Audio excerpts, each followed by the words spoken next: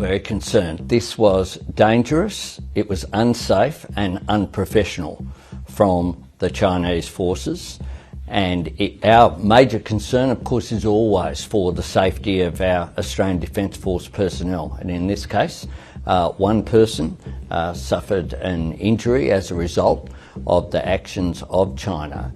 Be clear, they were engaged in normal activity, maritime surveillance that occurs because of freedom of navigation that exists through the South China Sea.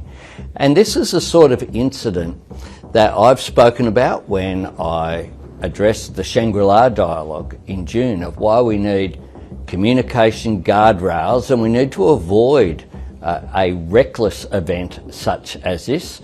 And that's why we've made very clear to the Chinese of our strong objections to this occurrence.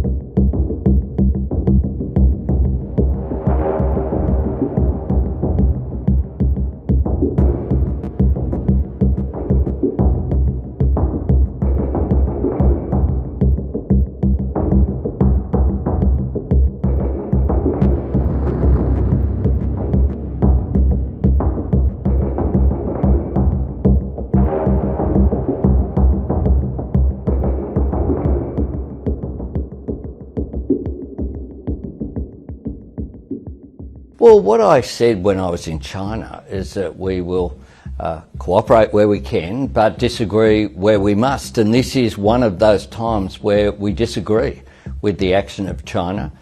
We've made it clear that we disagree with what occurred, that we have the strongest possible objection, and that this sort of event should not occur.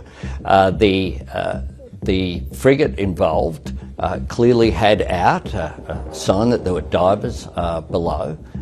They were freeing up a fishing net from the equipment that was required under the water, and they should have been allowed to undertake this normal activity without this sort of intervention from the Chinese.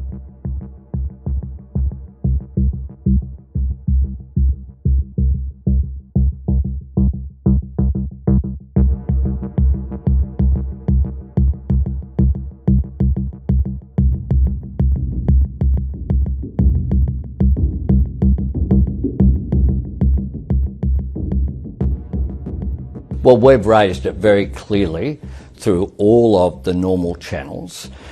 We had, when I was in San Francisco, there was no bilateral meeting with President Xi where you give a readout of what the events occurred.